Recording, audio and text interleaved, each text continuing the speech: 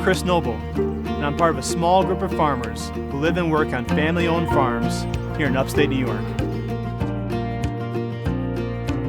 We're all dairy farmers with a commitment to quality that goes back generations. With this expertise, we chose to create a new kind of dairy, one that uses locally sourced milk and a focus on sustainability. Always adhering to the highest standards, our own. This led to a simple idea, to build a creamery right here on our farm, Craig's Creamery. It's here we start with the freshest milk that comes straight from our family farms to make our cheese. No added hormones, and we don't compromise with quality. Our creamery is powered by renewable energy from our biodigester.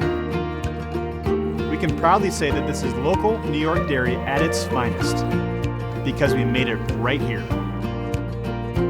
Craig's Creamery, fresh from our local family farms and fresh to your home.